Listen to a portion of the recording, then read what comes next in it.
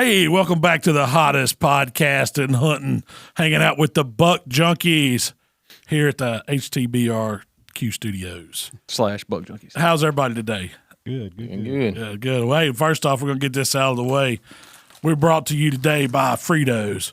Not because I had them back in the snack basket, not because it's a delicious snack, but because these things will save your life, won't they, Mikey? That's right. Anybody wants to open them up?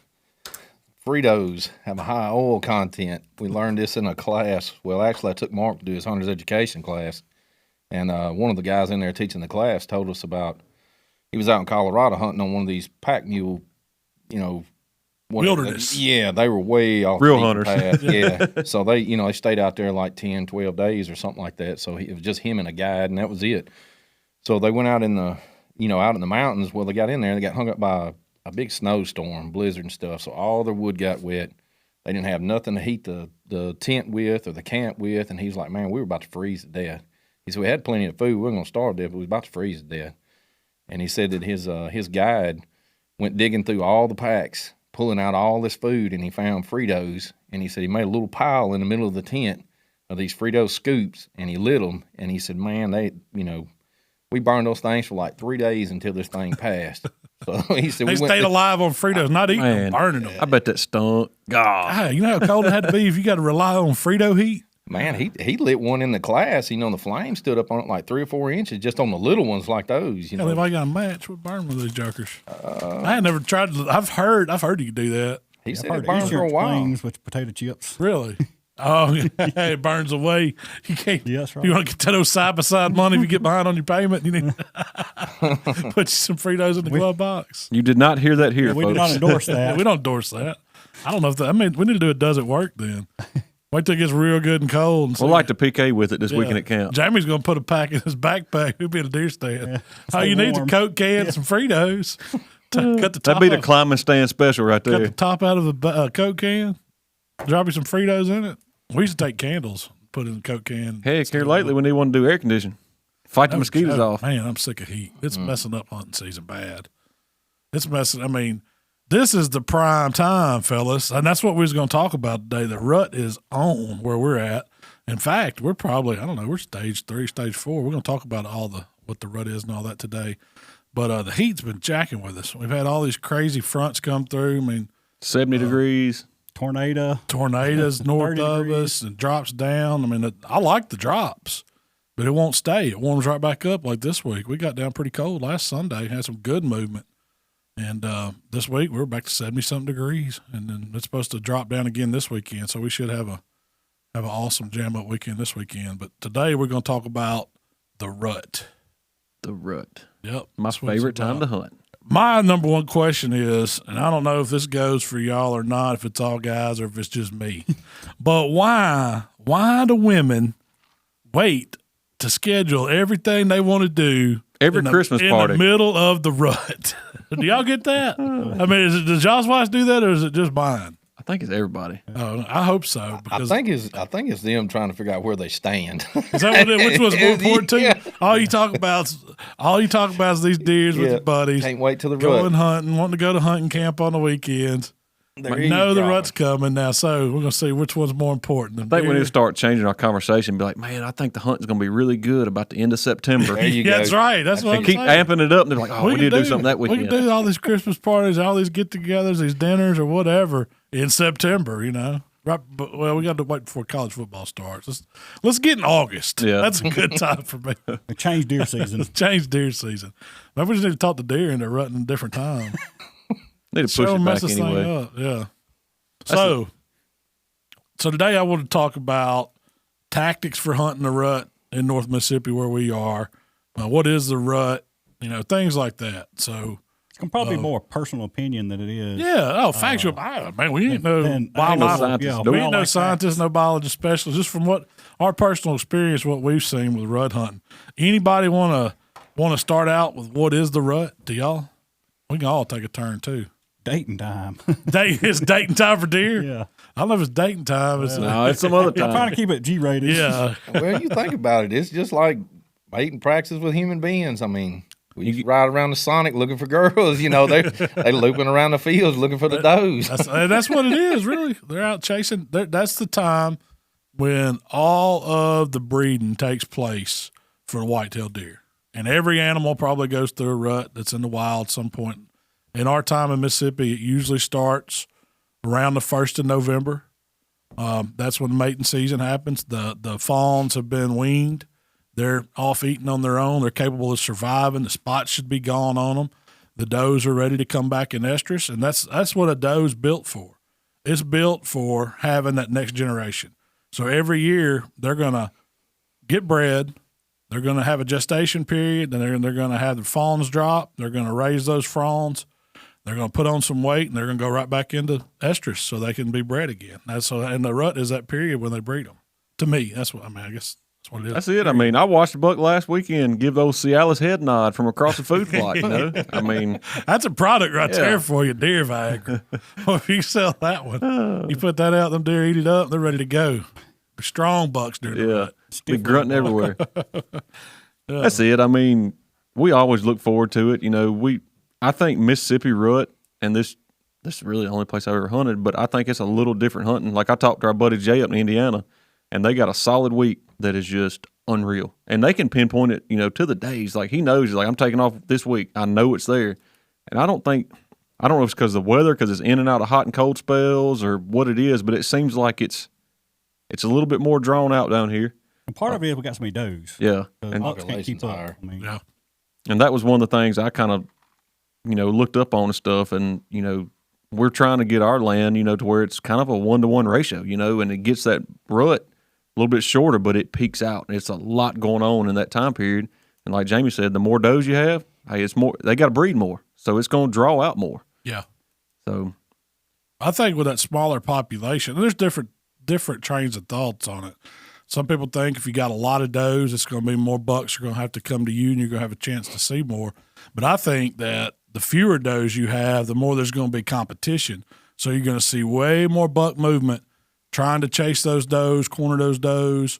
And, you know, with when that number's right, like you talked about, you mean ideally you'd like to see 1-to-1. But, I mean, in Mississippi, that's almost impossible. shoot, it's 10-to-1 easy. Oh, yeah. I'd say ours is more like 20-to-1 right now. Yeah. And it was probably more than that last year. It's just we have a crazy number of does. When you look at Mississippi State's map, where they show you how the rut runs in Mississippi, you talk about different times, it's divided up into multiple sections, north and south, of how the rut goes. And it starts as early as late October, and it ends up down in the southern part of the state. There's some places where the rut doesn't happen until almost February. Right. And they get a little bit of extended season down in the south part of the state because of the way the rut runs. You know, most of our season is built around that November, December hunting. We get late January hunting, but our rut's pretty much over by then. But I think for the prime time for us, it's always been me when gun season opens, the weekend before Thanksgiving till Christmas. You might catch them chasing any time in there. So that's a pretty long rut for us. So was that 6 weeks? Yeah. Yeah. Like grunt calls, rattling, that stuff's not as high. They don't work as good around our area, I don't think. In Mississippi? Right. Because of the does, you think? Right. They don't have to fight over them. Not aggressive at all. Yeah.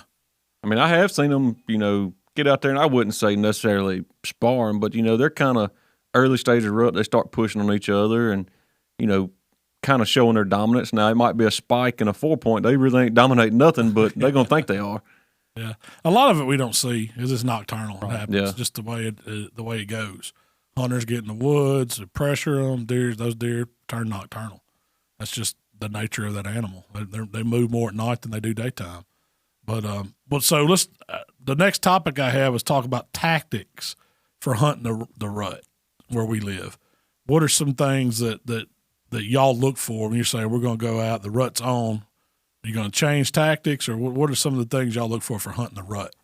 I mean, mine would be kind of isolating around or trying to focus in on some of the food sources, you know, whatever food source is hot at the time, you know, because that's where most of your does are probably going to be at. You're going to see a little action there. It's not necessarily where I would stay at, but, you know, any kind of corridors in between those, because those bucks will try to run those, looking for another doe after he's bred. just places like that. I mean, those are going to be my tactics on that instead of just sitting over a wide open field all the time, waiting on them to run out there and just run the does around the field, because a lot of it happens where you can't see it back in the woods. Yep. Too, I think. I mean, I'm more likely to hunt later in the day or morning, midday. Try to stay out there a lot longer. Biggest thing is being out there. And we seen this a couple weekends ago. Is I was hunting a big open field. I seen 41 deer. Well, I know majority of them deer probably come by Jamie, but he was hunting in a thicket, and you don't have near the opportunity. I mean, you got to be on your game to see them across them patches. So I'm kind of the opposite of Mikey. Like, I want to see that big field. They might not be out there, but at least I have time to see what it is, see if it's chasing. You got a little bit more time to put eyes on that buck if he's a mature deer and you want to take him. And, again, be around in food sources because, I mean, the does are going to have to eat. I mean, they're on in food plots right now. Yeah. What about you, Jamie? What are some of the things you look for? Man, I'm back talking rut hunting. We ain't got a lot down there on your place, but the good open hardwood's still my favorite place because, like I say, you got cover around the edge of it. You got the food source. You got the acorns in it. Just like with Mark talking about the big food plots, Waylon hunted it, last Sunday. And, he noticed bucks standing back in the woods that wasn't out in the field with the does. But I think the bigger, smarter, older bucks going to stay back, stay hid more, and unless they got to come out open. What I've noticed is you'll get these bucks that are playing the wind just like we are hunting them. Mm-hmm. They're going to go, like, for instance, during the daytime when the does go back to bed, them bucks are going to walk the edges downwind of those bedding areas, and they're going to wait till they isolate one. They can smell better than anything. Oh, yeah. Smell. So they get on a hot doe, they pinpoint them by walking that downwind side of those bedding areas, and that's where you kind of want to be to catch them doing it. And they're not stuck. One thing I've noticed during the rut is those bucks slip up way more than they do any time of the year. Early season, bow season, they're pretty daggum smart. The pressure ain't been on them as much. You can still see them. But when it comes, rut time, everything's out the window. They ain't got but one thing on their mind. I don't know how many smaller bucks or what I would say non-shooters for me have come by me this year with their nose down 10, 15 yards from where I'm sitting. Should have smelled us. And never, yeah. Even in a bad wind, they're still coming by nose down and going across and never looked up, never checked the blind, never looked up in a tree, didn't do anything. They were just on a mission. And so all that goes out the window. They're not stopping to feed. And see, that's the hard part about rut hunting to me is you're not going to have a long time to look at a buck during the rut. You're going to have to make that decision quick if it's a shooter because he's not going to stand there and eat in the green field or mess with acorns. He ain't going to stop. Or any of that stuff because he's on a mission. He's on the move. And I do like seeing more bucks that way. During the rut, you might, it's nothing for you to see 5 or 6 different bucks. They're going to be on the move, and you got to be ready. You got to be on your game. To me, rut hunting is probably the most exciting because you never know what you're going to see. Oh, it's nothing like being up in the stand and not seeing the deer, just hearing it. Hearing something. Oh man, you don't know if it's a 4-point or what it is coming. But Darren sent me a video last week. I think he posted it on Facebook. Just see it was a young buck, little scrub buck doing a snort wheeze. Like it was just like bristled up. Yeah, that dude, he was mad. There was another little buck in front of him, but that was the coolest thing. You turn the volume all the way up on it. It sounds just like a call was supposed to sound. I've never heard one do one that good in the wild. I've heard them grunting. I've heard them come through the woods grunting like you're talking about. You wouldn't think bucks make that much noise, do you? Fired up too. Oh yeah, heart go to beating fast. Before you see him, you know he's coming. See, I've had it kind of similar to that, is where you're not necessarily hear it. I've smelt them before I've seen them. I had that note wrote down in here. Because I was reading some other article and it was talking about you can smell bucks when they're in the rut. You can. The one you shot the other day. You can smell it 50 yards from dude. And it's if anybody knows what barnyard smells like, that's what they smell like. It's strong. Yeah, it's. I guess they just, they got them old glands going, and I guess urinating all over themselves, whatever they're doing. I'd probably smell you 50 yards away. You started peeing on your ankles, yeah. I'm sure I'm smelling the perfume. Yeah. Oh no. That's you walk through the woods, you can pick up on that. Scrapes, you might not see the deer, but you can smell so that's another good tactic where I like to hunt. You find a good scrape line where there's multiple scrapes down a good trail, and it's fresh like you're talking about. You can smell it. they're using that. And I did not. That's high traffic areas right there. I did not realize either that a scrape without a licking branch is pointless to hunt Really? because he's not coming back to it. That's just a one-time deal. He may come back to it once or twice, but if they got a licking branch, they coming every day. Coming. Mikey saw one working a tree every other day that he was bad He sick. tore that thing up. He walked all the way across the field. He checked the field first, just like y'all were talking about. You know, and that's one thing about bucks that at that time, they're not stupid. They know that they don't need to exert a lot of energy because it could kill them. Because I ain't never really seen a deer feeding during the rut, not a buck. You know, just standing out there just feeding. I mean, he might pick him up something here and there, but anyways, so that deer, yeah, he walked across the field, checked the ditch, checked the field, looked around it, walked back, left his mark on the tree over there. I mean, he whooped it to the ground. He was tearing that thing up. And then he come on down through there and eased on out of the field. He was like, all right, I'm done with this field. And I don't know where he went from there. He crossed the ditch, went on another property. But He probably smelled something he liked over there. yeah, because it'd been 20 does go across that ditch down through there. So he probably, you know, decided he was going to find him one of those or chase one of them down. That right there's got my daddy twice. What's that? Man, old Buck gets to rubbing them horns and shaking that bush. He'll swear it down as a Boone and Crockett. It'll be one that should have walked, but it gets him fired up. He can't take it. He can't take it. See him all bristled up, mad at that tree. I watched him do it when I was a kid. We was hunting, and 8-point come out. And it was a long shot back then, you know. And he said, "No, I ain't gonna chance it. I ain't gonna chance it." Well, he stood up on his hind legs and done his antlers off in some honeysuckle or something. Daddy just picked the rifle up and put it out the window. That was it. He couldn't stand it no more. Had to go. Had to go. But you're right about sitting time. Like, there is no bad time to be in the woods during the rut. That's when I have the hardest time to telling myself I need to get down. You know, there's plenty of times, you know, early season, if it's a dead morning, nothing's going on, you know, 10:30, 11 o'clock, I got it made up. It's time to go get a bologna sandwich. Yeah.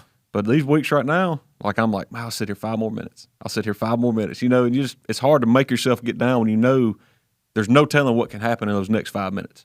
One strategy that works during this time is don't go out there till mid-morning. Yeah.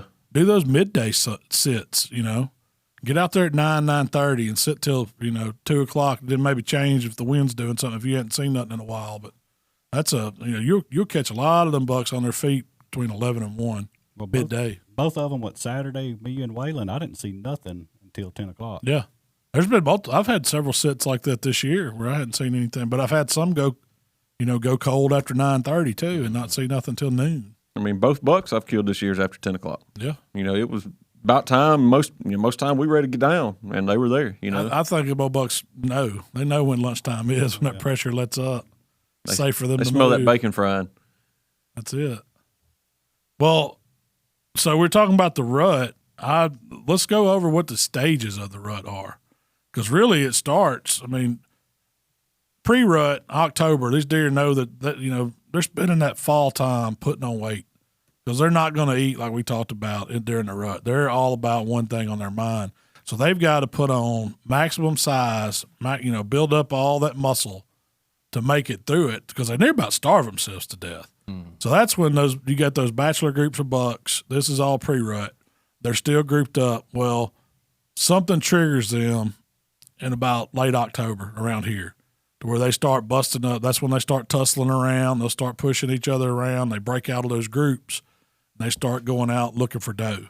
So that's kind of that pre-rut phase. They're really getting off food sources as much. You'll still see them easing out in the food plots in the evening and eating. You might see them in the mornings a little bit. But that pre-rut stage is what where you can start kind of seeing those bucks move around. They're, you know, horns is good and hard. You'll start seeing scrapes pop up here and there. And we noticed it this year. There was like one weekend where we went from 0 ruts the first part of that week. 0 scrapes first part of that week to the scrapes just popped up all of a sudden. That's what really starts kicking it off. They start marking that territory, seeing who's been through there. Because it ain't just the bucks that use those scrapes.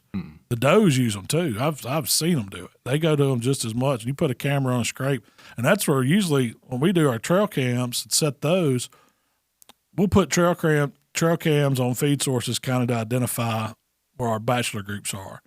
Like this year we had them in corners where we had some sunflower seeds, had some of those summer food plots going, the beans and peas and stuff. Then we transitioned them over to our fall plots just to see what was easing out there. And then when the scrapes popped up, we changed and moved those cameras to those scrapes to see what's going on. And I think that really helped us this year, kind of knowing what kind of bucks we could put on our hit list. Well, we had, I think this is the first year we've actually had a good inventory of what's out there. Yeah. And we're still seeing bucks that we ain't seen until this week show up on camera this week. You're going to. And that's what I like. Yep. That, I mean, it kind of takes you into that next phase, which I called it the seeking phase. That's where they're gathering, they're taking their surveys. Going to Sonic. They're going to the Sonic, making them rounds, Mikey. They're hitting that Central Hardware, making that loop, that loop around. They're going and looking. They're taking their survey. They're seeking out the doe, finding out where the groups are, seeing if any of them, are starting to come into estrus. And that's what they do. And that's where you see them. They start out with their nose to the ground. They're coming in the food plots when they know there's does out there, and they'll be on the edges like you talked about. Smart old buck ain't gonna just bust on out. A lot of times, that's why edges are real important when you're hunting, especially if you're trying to hunt food plots. You got to have a transition zone from your woods or from your heavy bedding areas or whatever, so that bucks feel comfortable coming out to that edge, because they're not just gonna bust out in a green field. Well, see, he's been through it a few times too, so he knows. Like, I'm gonna let these little young guys run out here and chase the girls for a little while. Yeah. Shot at. That's right. So, when I read something and I talked to the biologist about this, but the does choose their mate. They just don't give up. They're going to try to breed with the best buck that's possible in that area. Yeah. And so they're the ones that they actually they know when they're going to let him breed.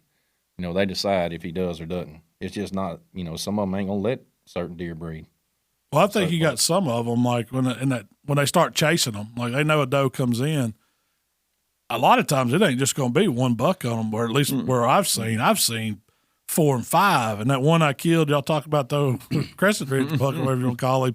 There was 4 bucks on this one doe, and they were running her to death. She had her tongue hanging out her mouth. She was squalling. They was all grunting in behind her. The biggest one was the last one. Yeah. And he was the one not putting out as much effort. And I don't know if he was letting them young ones wear out and run her down, and he was going to come in there and take over, or how it was going to go. But I didn't give him the opportunity. But that's what they do. So that's kind of that third phase, that chasing phase, when they start singling them out. They'll bust a family unit up of does for the hot one. Yeah. And they're going to try to push them around. They're going to stay with them. Whether they're going to feed, they're going to bed, or whatever, that buck ain't going to be far from them.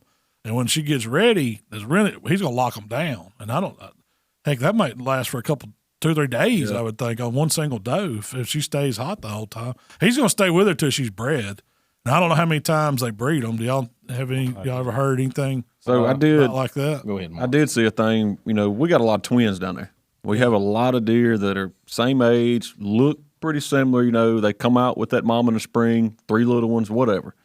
Got to reading that said that those 3 little ones may not be by the same buck. Yeah, there's multiple bucks will breed them. Different bucks. Now, that blows my mind. I don't know how that works, but, I'm assuming, I guess, if she knows she's good for another round, she goes back out there, So, but it's just like the morning I killed that last buck, there was 3 small younger bucks. They were out there when it was 4 or 5 does, and they honestly did not know what to do. They was like that 15-year-old boy. He didn't have a clue. Like, he's like, I want to go to this for a minute. Hang on, let me go over here to this one. And I guess they kept getting rejected, but it's like it's Sonic. Yep, just like it's Sonic. Well, so you got multiple bucks chasing one, and they get to fighting over each other. They get her wore down where she stopped running, not giving up. They're going to fight. A lot of times that other younger buck will slip in there and breed while them other two's tussling around. And then the older, mature ones, that's the one she wants to breed with, so she probably lets them breed. And it's just it's a vicious cycle, really, what's going to happen those few weeks. Well, but like you're saying, when I would consider peak, that is when them big bucks come out and they're going to lock down with that doe. Me and Mikey sit there and watch that one year before last from 6:30 till we got down. Yeah. He was not moving. Yeah. And he was not going to let her move. Like, anytime he got up, made about 4 or 5 steps as far as he moved, just kind of, look, see what's going on, and then he lay back down right next to her. And, we've seen that multiple times where if you can ever find that, you can get that buck. Yeah. Like, he's aware of his surroundings, but it's been plenty of times. Jamie's killed deer that way. They won't leave. They'll lay there. If they're bedded down, they'll stay right with them. That peak, so we're probably where we are, we're probably coming we're late peak if we're still in peak. I think we're. I don't think we're there. Oh yeah, I'm pretty sure. Like the way run we've pretty seen hard. it. So normally what happens with that peak phase, like you said, they lock down, but there'll be maybe a week or so. You think your buck activity quit. They're just gone. They're straight nocturnal. They're locked down, like you said. They're not coming out of those thick bedding areas. They've got that doe wore smooth out. They've chased her everywhere. They're not giving up. You have that period in it, and then after that peak time's over, it goes back into like a seek phase again because they've got to breed all them does. And when you got as many as we do, that's way more work for that buck. So he's already been stressed out from locating them, from chasing them, from locking them down to moving to the next one. That's really the best phase for me to catch them is when they have to start looking at them. And that's where you start seeing these bucks we're seeing now. It's like they were never on camera. It's because they weren't here. Their does are bred wherever their home range was, and now they're coming out and slipping over to where we're hunting. So you get that, and I really like that part because you'll see a buck that you've never seen before. Yeah. You'll get these bucks. It's like, man, where'd he come from? And you hope they end up staying. Maybe they think it's better over there. I think, and I may be completely wrong. I think this coming up weekend is going to be somebody's getting the big one this week. Yeah. Well, we get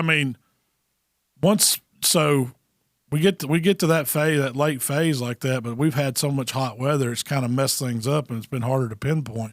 But we got a major front coming this weekend, and there's something about that cold weather. Well, right before that front comes and after it moves through and those temps drop, and it did it last weekend, the activity was off the charts. And I don't know what causes them to do that, if it's just something pre-programmed in them, if it's with the moon, I don't know. But something just makes them want to move and go crazy there. What's going to make them eat? Them does, regardless how much that buck wants her to stay there, she's going to go eat. Yeah. Now, whether or not he stays with her or not, most likely, if you're in that situation where they're on lockdown, he's going to be with her. He might be on the edge of that plot, but he's going to be there within eyesight of that doe. So at that point, do you move out of the woods, Jamie, and you start transitioning more to hunt them food plots? It kind of depends on where I'm at. I want to be by a thicket. Yeah, the bed. You want the bed. I want to be by the bedding area. No matter if it's in hardwoods or open fields or food plots. I mean, that's like that one me and Mikey watched. We couldn't get a shot on the deer. I mean, he was a good deer. He definitely was a shooter, but he was in the thicket. You could just catch glimpses, and we watched him lay down. Heck, Mikey belly crawled within 70 yards of Well, him. he was locked out on that bedding area. That's what it was. And he was not moving. Y'all had a food plot to your back. It was on a bedding area, and then they had the wind to their advantage on that hill where that doe, he wasn't going nowhere that doe didn't go. So, I mean, it's probably could have killed that buck if you could have outweighted him. Wait till that doe got up. Yeah. Depending on which way she went. Yeah, that's the gamble. That's one of those. You're only one direction. Over the fence. If it was on our side, well, we'd have surrounded it. Got him up. That was another thing, that posted sign that was looking at us. But I mean, Jamie, how many have you killed that laid down with a buck that, A, you may have not seen, somebody might have drove by like our hunting land, hey, it's a buck laid off the doe. Jamie went up to 2 hours later, still got him, and this is my favorite time. Yeah. When one's chasing one around, that doe ain't going very far. No, he'll stay there and herd yeah, and make her go the way he wants her to go. Well, you were telling me about what podcast was that you were listening to? That was the Vortex Nation podcast. And the guy on there was talking about, that's what they were. I was trying to get up on my skills today. I was listening to the rut ones, but they were talking about the guy watched this buck actually herd the doe to kind of a point on two rivers where they meet. And he got between her and basically dry ground and kept her on the point of that river where she could not leave and stayed there for days. And that buck would just basically keep her right there. There was no way a deer was going to come in from the backside. He was between her and any other deer. She stayed right there. It was locked down. That's lockdown. Yep. I mean, that's kind of throwing the hotel room key away right there. You're getting them in there and nowhere. You ain't getting out. No. But so after that, though, the next phase is that secondary rut. And that's when we normally hit that around Christmas because that first one's come in, 20-something days, almost a month, 28 days prior. And that's why we see a lot of activity in our area right around Christmas. And there'll be a lot of bucks killed then. But that's that secondary rut. So as many does as you have, if they don't get to all of them bred, those does got to be bred. So they'll come right back into estrus, and the bucks will be right back on them, whichever ones still have the energy to go. And that's a lot of times you'll catch those big ones slipping around there. There's a lot of big bucks killed around, Christmas and New Year's here. The biggest deer I've ever killed was New Year's Day. Something else, so on the original land we hunted, we tried to get the herd management down, get the does off of it. We never did really kill no big body doe off that place. And what I was reading up on, they claim that a doe will not breed until she's at least 70 pounds. So I don't know how she knows she's 70 pounds. I don't know if they got a scale somewhere in the woods, we ain't seen it, or what's the deal. But they said if you have a overpopulation where them does never really reach mature weight, they will not breed. So therefore, you will not ever see that peak of that rut. You might have a couple of does in there that are full-size older does that would, but if they're under 70 pounds, that's like their sweet spot, they're not going to breed. I think if they're 60-pound doe, they ain't going to breed. Since we've started managing our does, we've seen bigger does. And we've seen more rut activity. And we've seen more rut activity, and we've seen more twins.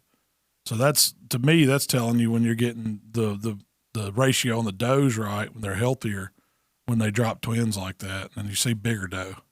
And I always say, you want to shoot that big doe, but I've also read that, a lot of times you need to take those little ones off too. I mean, as long as you're taking a mouth off your crop. That's right. That's right. It's a habit. So at that point, you're not just hunting; you're taking care of your habitat. Yeah. It's the management process. It's a management. It's part of the management. Well, you're older, more mature does, you're better mothers, anyways, for raising the young. So if you are taking a smaller, younger deer off of them, you're clipping them off, and they don't know how to raise a fawn. Yeah. They've never done it. Other than just what's bred into them, and they know just from being a deer, but. Those older does are the ones that are going to take care and protect them and stuff like that. Show them where teach them the ropes. That's right. Teach them how to blow you out. So that's what pisses me off. Yeah. I knock on wood. I have not heard the first deer blow this year. Yeah, I hadn't made one. I have. I heard one the other day when me and Mikey was hunting. I had one stomp at me, and she didn't like what was going on, but she never blew. She was the only one that left the field. There were still 10 in the field. She was the only one that left. Go bow hunting. They'll blow at you. So you got to get closer to them, huh? Man, there ain't nothing worse than old smart. That's why I've always targeted the big ones, and I've been under the impression that, I don't know where I've heard this, if it's old men or what, but if you'll take an old doe out that's got twins or got a young one with it, that twin will stay. That'll be its home turf forever. Because the mama's gone, it didn't have time to learn where to go. It just stays around there. And I don't know if there's truth to that or not, but I've seen it. And I've seen those same, like we said, you have that same little doe hanging out at that old Waylon stand. See it every time. It was there every time, like clockwork, because I'm sure somebody's we've killed her mama. Probably me. But that old doe's still there. You can go down there today, and I bet she's out there. Be there this afternoon. Yeah. But like you said, I know that wasn't a 70-pound doe. I mean, that doe won't breed this year. It'll be next year before it breeds. Which one are you talking about, 70 pounds? The one you seen or the one you shot? I've shot a bunch of them that wasn't 70. I was taking the mouth off the plot there. Yeah. And one might have come out of nursery. I don't know if it didn't come off. It still was ordering off the Happy Meal. It was kids menu. It didn't have spots or anything. They jumped off of it when it hit the ground. Knocked off. They was probably laying around there is what you're saying. Could have picked them up. Well, so we talked about that secondary rut. What comes after that's that post rut. See, I enjoy that. You like the post rut? I mean, it's always cold in January. We usually have a good snow. Yep. I love hunting in snow. It's just something about it. But and then them bucks got to put on weight. And they're eating. They finna mow a plot down. I've seen them. They'll push a doe out of a plot, but it ain't the breed no more. It's make room. Get the groceries. Yeah, I love late season January hunting. I'm glad that our season goes as long as it does. I mean, it used to not. And when I hunted in Tennessee, it was right up to New Year's. It's over. Yeah. That's it. But we hunt all the way up to the end of January, and if you're on private land at that time, you could use any caliber you want. And so I like that. That's what a lot of times I'll see now. The downside to post rut or late season hunting is those bucks are busted up a lot. So a buck that would have had a big broke eyes broke up. You're going to see those busted up ones. They might be gimped up. Their necks might be ruffled up like that one you saw the day, Mike. Yeah, he'd been hit by a car. Man. His hair tore off the back of his shoulders, his neck. And he tore up. Something that whooped him good, didn't it? Yeah, he got his ass tore. But I like that January hunting. That's a fun time, and that's when in January, go back to those green fields. You can just about guarantee in the evenings that's where I'm gonna be. on a green field somewhere, waiting on the right wind, downwind side. And that's where I'm gonna see my buck. If I hadn't killed one all year, I'm probably gonna get a shot at one then. Yeah, most of my better deer have been later in the season too. I mean, like you was talking about, Jamie, one of the biggest deer you ever killed was in January. And I mean, you're able to pattern them again. You know, where they come out of that rut, they're not patternable, or you know, you just kind of They're getting their routine. Yeah, they start getting back in the routine. Where's y'all's Jamie? You already said your favorite place to hunt in the ruts and the hardwoods. Where's y'all's? I love some CRP, sage grass, some small oak trees. We don't have that a lot of it, but I love the look of that because you can get some shots off. It's still kind of the best of both worlds. You might have a thicket there. It might be some briars out there, and just I don't know. Old Delta hunting is what I like. It's something about that sage grass hilltop. Prime example. I love hunting that field. Yeah, but they feel safe. Yeah, does might be bedded up in it. No bucks coming through them. What about you, Mikey? So yeah, one of my favorite places to hunt during the rut is in the Delta. You still got the grain and the green fields, but you have a lot of those little slough ditches and those thickets and those briars where the farmers can't get to them. You know, and you'll see a lot of deer in those some of those open fields, but you're mainly hunting those ditch lines where they travel up and down those ditch lines instead of getting in the open fields. But they'll come up through there checking those ditches, knocking those does off those ditches like kicking up rabbits or something. And they'll run them out, check them, and keep on moving down the field. And you'll see a lot of bucks doing that during the rut down in the Delta. That's my favorite. I just want to be where I can see. Give me something where I can see them coming. I can see, hopefully bed in the area where some does are, and I know they're going to be there, and the buck's got to come check them. But it happens so fast, and to me, it's about numbers on the rut. You want to be able to see some good chases, and you want to see different bucks moving through there and bumping them does out like you're talking about. That's what I'm going for. The downfall, though, is like we said earlier, you don't have much time.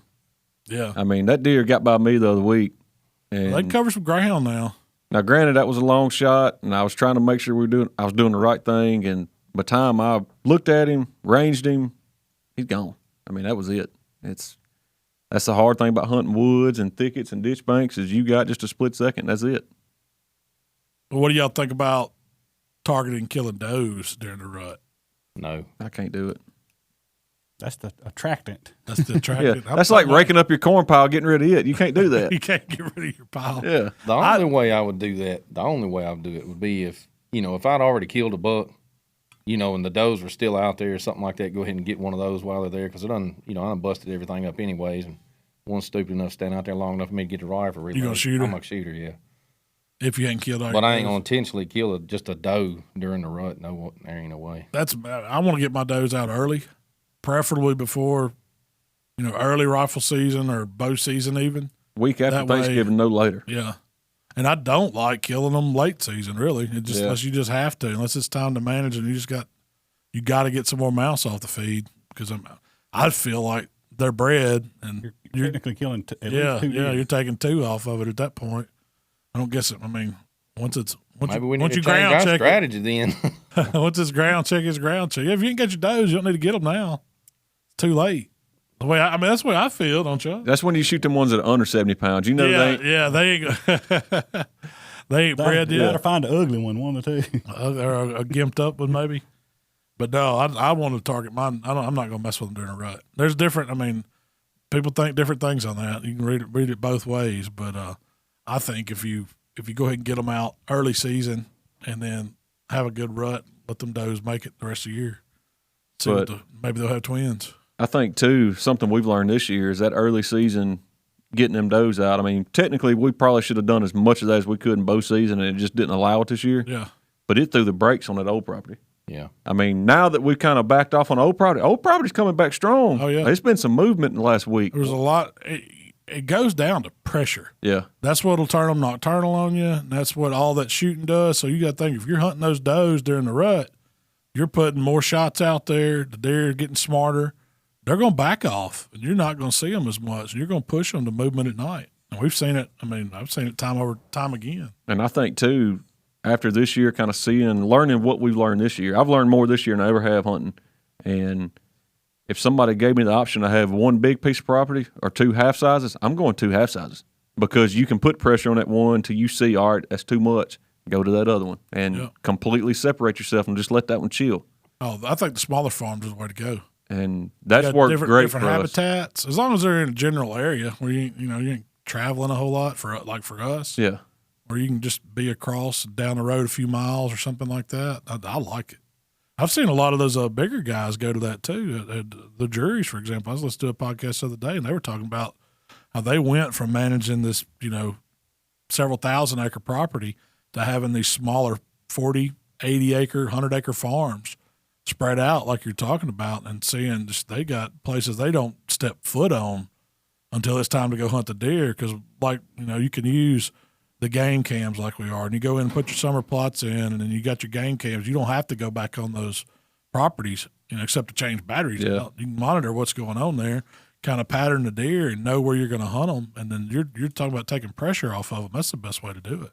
Yeah, and that also gives you an opportunity if you got smaller areas, because not every piece of property, and we know this from all the different places we've hunted, not every piece of property can you come in from the south on it. Yeah.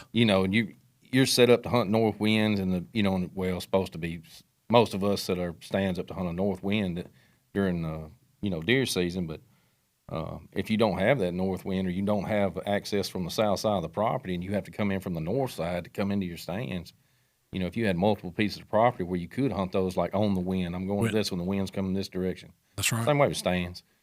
It would make it where it's a lot more of a selection, and you'd probably be more productive. Yeah, if anything that's most important to me is the wind and knowing where to hunt in that wind. That's why I hadn't been as many times this week. The wind's just been jacked up for it. South wind's hard to hunt around here, for sure. High temps, south wind, it's not fun to me. It's one of the properties we only have, 2 south winds? 2 or 3 options, yeah. 2 or 3 options. Winds coming out of the south or the east, and it's over with the rest of them. You set on them, you're going to blow them out. Yeah. Well, I like that climbing stand. Just turn around the tree.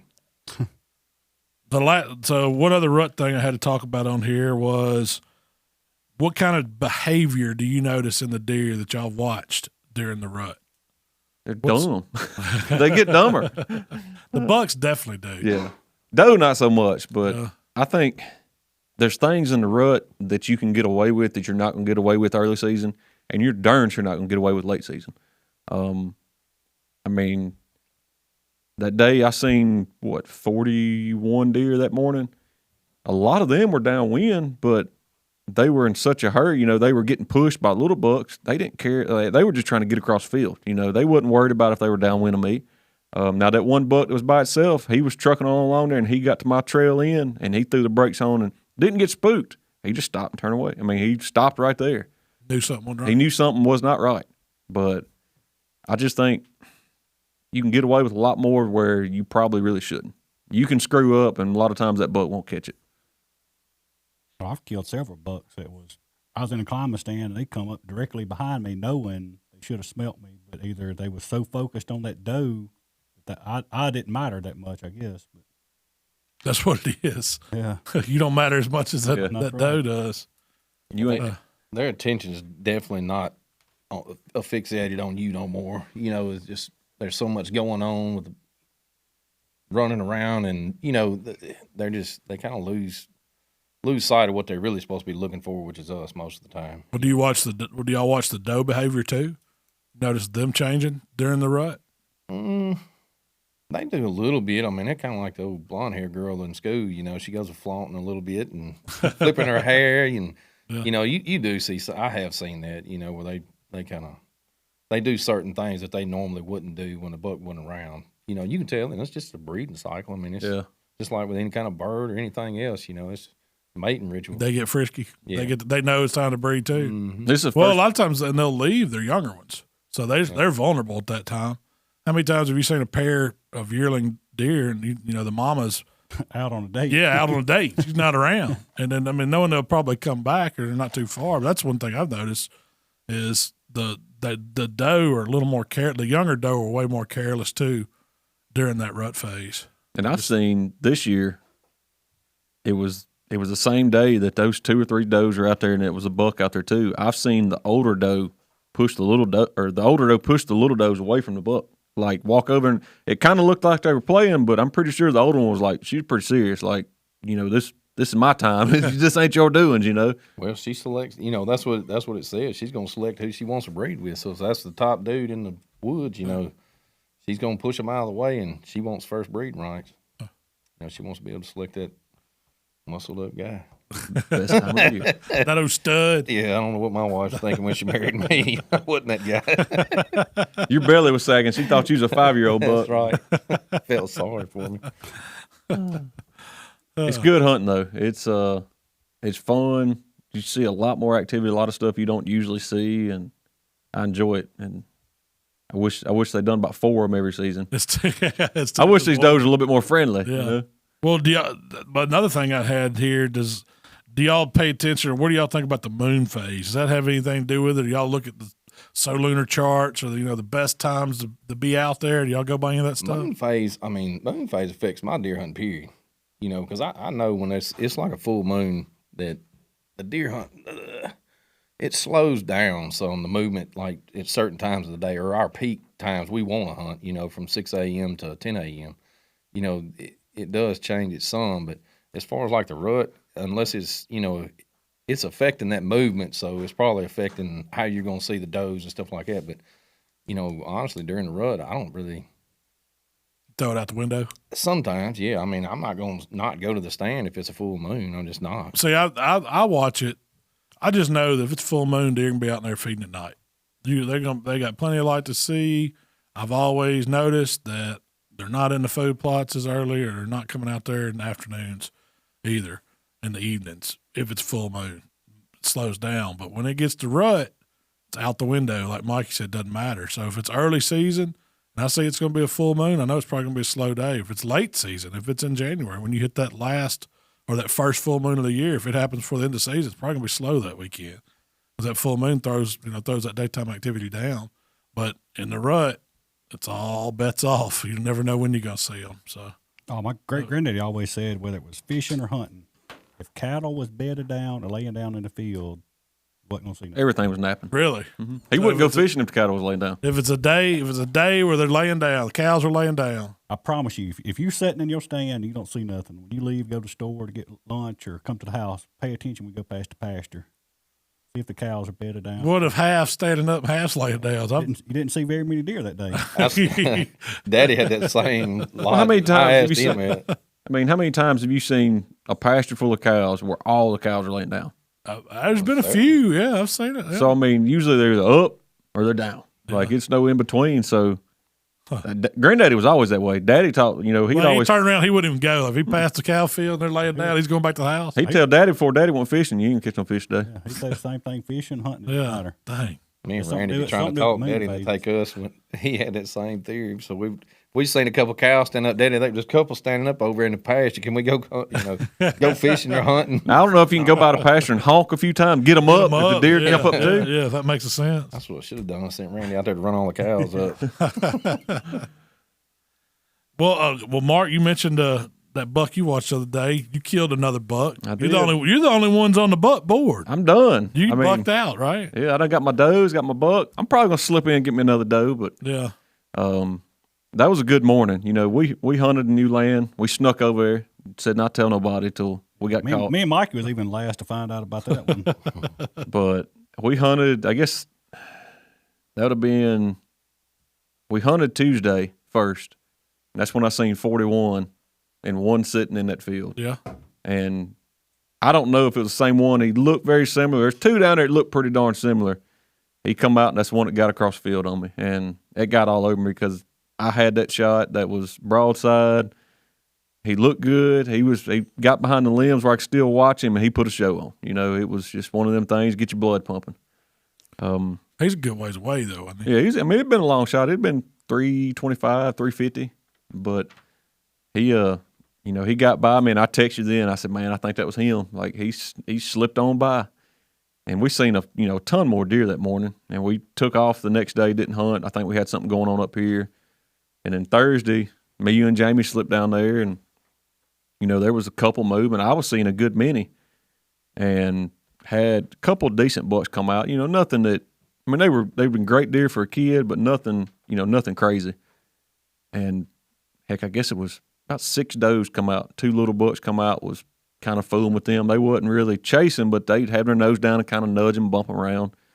So I got the bright idea I was going to download a grunt call app. And I did. And I was like, I'm going to see if they can hear it or even pay Is that legal? I guess. I don't know. Sure it is. But That was a deer cast grunt caller. yeah.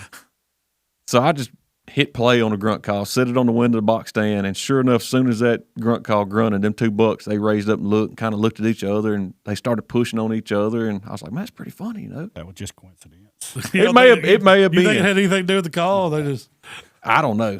But they like soon as it went, they both raised up and looked. Now they might have been like, what's that idiot doing with that iPhone up there? Who knows? But anyways, it quit playing and I watched the deer, and about that time I heard a real one. I mean, it wasn't no Apple app or nothing like that. It was sure enough grunt. And I was like, man, that's close. And he come out maybe 30, 40 yards from the bottom of the stand. you had your back to the ditch. Yeah, he come out of the ditch. And I just kind of looked at him and knew he was a good buck, and he was all bristled up. I don't know if he just come out of the ditch or that thicket. Man, all his hair was just matted up, standing up. And I was like, man, of course the blood got pumping some more. And I told y'all the other day, if it gets my blood pumping, it's a tough one to watch, you know. And I looked at him through binoculars and, you know, made the call. I'm going to shoot him, you know. And by then, he was probably 60, 70 yards out. And he was going toward them does and them little bucks. And I got my gun out the window and got comfortable and kind of bad at him, trying to make him stop. He wouldn't stop. Got a little louder, still wouldn't stop. Finally, I was like, hey. And he stopped then. But he stopped broadside, took a shot. I mean, he dropped in his tracks. And, you know, Now he's in the freezer. He's in the freezer. Yeah, Good skull mount done of him. And yeah. it was a good morning. It was he was number 30 that morning. So The number of deers you seen. he that was day. number 30. I don't think I seen anything of some dogs chasing that I morning. saw them too. One of them was about half pug. I don't know what the other one was. Bushy tail. Thought it was a coyote. Yeah. They was running does around my stand. Yeah, they might be Locate running. them. Yeah. Yeah, they need to trap them. Need to trap them. And We're gonna relocate Let them them. out down the street Take them over somewhere. to Chuck's property. Throw 'em out. That's what we ought to do. Just catch the dogs, go over to the neighbors, and pitch them out on their side. Let them run them back on us. Them ain't our dogs. Man, you can train them dogs to do that. They'd be all right. Yeah. They ain't ours. They ain't got no collars. I don't know whose they are. Just point them in that direction. Ain't nothing worse than some old house yard dogs Yeah. come busting out your deer. Most time they bebop through and they ain't chasing nothing. The ones I saw, they was on the heels of a pack of 8 though, and then They running. and then I don't know, 30, 45 minutes later, same 2 dogs. They done had broke one little one off that pack. Man, that little dog, I felt sorry for it. It wasn't knee high. Them dogs was at it, and I don't know what they probably killed it if they'd caught it. I'd imagine. Yeah, probably so. They was on it though. I mean, that deer was panicking for life. That's on my hit And list then, next. well, I thought you hear something coming like this, like, because these dogs weren't barking. They were just making some right. You knew that something was running through the woods. I was like, oh yeah, it's on. Oh, big boy, You heard. he's behind one. Yeah, I knew they was coming. Got excited. Doe bust out across the field, and it's like, shoot, you got to get the gun up there. And there comes a pug right behind it. That's what we can do. Dang off. Go get some reindeer antlers strapped to them. If we can catch them, just turn them. Somebody will get it. Somebody will get it. Well, I got the next thing I got to talk about on here is processing, Mark. We hooked up now. We've got a grinder, we've got a sausage stuffer, we got a meat tenderizer, we got a Jerky slicer. bandsaw, jerky slicer. We got everything we need. We don't have to go to the processor no more. So, what's y'all's take on that? Do y'all like taking deer to the processor, or do y'all like doing it yourselves? I'd like to do it myself, but finding time to do all of it is a problem. Yeah, You know, so convenience, I do like the processor then. yeah, But, I do like cutting mine up into the size I like to use of the meat or whatever. But as far as grinding up sausage and stuff, not really. I'd rather let the processor do that. But, if you can find time to do it, I mean, it's not that bad, especially if you got a group of us like us that can pitch in and everybody does it. Well, finding a good processor too, that's one thing that despises me is, we dropped a couple of deer off in the past to get them done, and you still got to vacuum seal it. Like, they're not going to vacuum seal it. They get white paper, and they ain't. I mean, gonna last all I want to, put it in a vacuum seal bag, label it, and kind of do that. So you're still taking time out of your day to do it. That's the biggest thing. If I'm gonna process, I'm gonna do like you're saying. Drop off 2 deer, whole deer, hey, I want all sausage or all ground. Let them handle that and roll on. Yeah, if it's on a Sunday evening before we got to come back to work and we got a couple of deer, I'd rather drop them at the processor and go home with them. I like using the processor for specialty stuff. Like I'll take them some debone meat, and it's ready to go to jalapeno cheese summer sausage or the smoked sausage, like link smoked rope sausage. That stuff takes time to do, and a lot of those guys that do it have got great recipes for it and are known to do it. But just your regular stuff, like cutting out roast and making breakfast sausage or ground, I do that myself. It's easy. There ain't nothing to it. And I always did it ourselves between me, Daddy, and Mark, and my Uncle Jimmy, and we, a lot of deer. You couldn't afford to carry that meat to processor. That's right. If you're killing a bunch of them, I'm on 4. I couldn't do all 4 of them. I mean, you got to look at it. It ain't just the $75 fee of regular standard cuts. I mean, that ain't whenever you go, you're paying extra by the pound for the sausage, for the summer sausage, for the rope sausage. If you get snack sticks, you can spend $300 on one deer quick, easily, yes, real quick. And that's the stuff that I want to get better at. And that's why I got that sausage stuffer. And we can make our own tenderized steak now. Everything we can do, we can make all that. We just got to work the recipes out. So I want to spend some time this fall. So what we've been doing, or what I've been doing with the deer that I killed, was we vacuum sealed them, broke them out in roast, like muscled them out. Your hindquarters, separate your back straps, cut your shoulders up, get everything off the bone, package it up, vacuum seal it. That way when you thaw it and get ready, it's ready to go. You don't have to do it. You just cut it into chunks. And you're ready to grind and do whatever. So that makes it easy to me. That's why I like when I cut it up. So we've been hanging them up and cutting them, deboning them right there on the skinning rack, getting every bit of meat we can off of them, immediately taking them and vacuum sealing them, muscle them out, and getting them in the deep freeze. And it's made it a lot easier this year. A lot easier. We filled the deep freeze up so far. Quick. Yeah. So now we got to get to work doing some other processing on it. That's going to be fun, I think, though. Like you said, there's enough of us. We could take it and grind it and season it and smoke it. Well, it's just like we kill a deer this weekend, somebody dress it out, somebody, get it somewhat manageable, run it through the tenderizer, vacuum seal it. Like, we could be done in 20 more minutes, Won't take long. Doing it right then don't bother me. But if you kill one today, put it in the refrigerator or cooler 3 or 4 days later, I hate getting back in the mood to cut it back up. Cut it up. Really? Yeah. And that's another thing. You're already nasty. Go ahead and finish it, Yeah. Yeah. It takes time. And I mean, I get the convenience of dropping one off. Because it's easy to shoot one, throw it in the back of the truck. Some of these guys don't even field dress them anymore. Just throw it in the back of the truck, take it to the processor, and drop it off. I'd have paid for that last buck of mine, somebody to do it, because I ain't never had that much big a mess trying to dress a deer that day. I'd have paid somebody to do that one. Your deer, that buck didn't spill a drop of blood in the field. He was all inside him. It was everywhere. It's bad. When you caped him and the blood was pouring, it probably poured out. I don't know how much blood, how many pints of blood's in a deer, but it was all of it. All of it, yeah. I had it on my face, had it on you, wall. It slung it everywhere. I don't know what you were shooting, 28 nozzle? 28 nozzle. That's a bad dude right there on the whitetail at 50. Was it 50 yards? He was 80, what he was. It was a long shot. That was a bad dude. It did some damage. Yeah, I ain't never seen one do all that, but it was a mess. Yeah. That'd probably been worse process. I don't know what they'd have cut up in it, though. Oh, they'd probably tossed half that. You think so? See, that's what I don't know about processors. I mean, you don't know, A, if you're getting your own deer back. I mean, you like to think you are, but B, man, what you're getting? What are they going to run through their grinder? Are they going to take the time and get all the hair out of it like you would? Are they going to take the time? I've ate sausage with hair in it before. They're going to get all the silver skin off and all the tendon and everything. I mean, when I do that, I take the time. And not saying all processors that way by no means, but you're going to have your shady ones out there. You go buy breakfast sausage, you buying mainly breakfast sausage, not deer. He's just putting some filler in there to get some weight. He charging you by the pound. Yeah. Yeah, because a lot of times it's more expensive than going to the supermarket. I mean, you want it, you want your deer. But I've enjoyed it. Like we've cooked a lot of new recipes this year. We're trying some new things. And last segment of the day, Mark. What's cooking at deer camp? Let's go over what you cooked last weekend. Since you bucked out. Since I'm bucked out, I've been the camp chef. Yeah, chef. I've been to Camp Doe and Estrus is what I've been.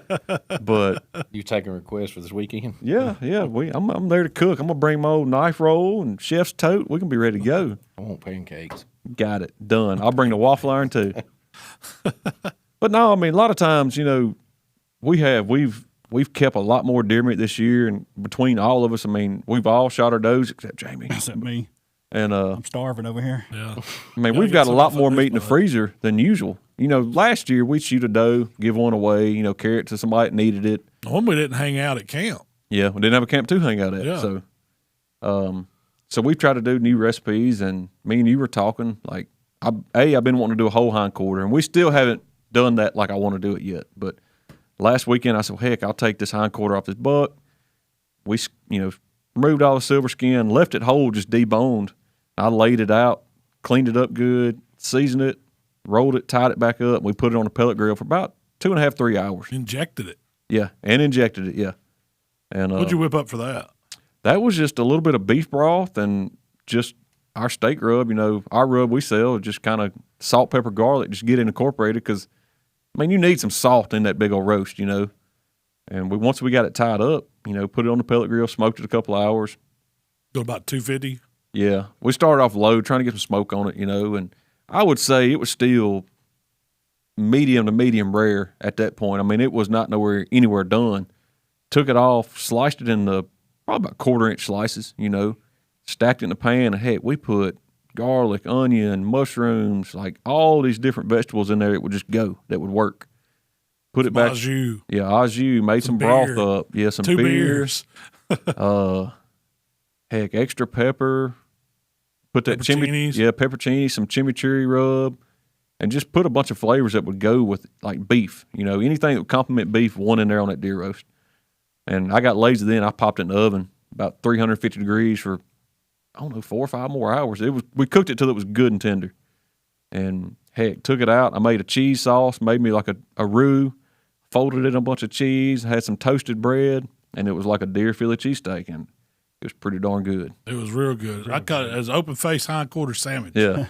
And that's how we ate it. And it was the mashed potatoes to go with it. Shoot, that's good eating right there. And we definitely had the carbs that day, ain't no doubt. Yeah. Oh, you have to. You've been hunting all day. You got to eat something hearty to stick to your ribs.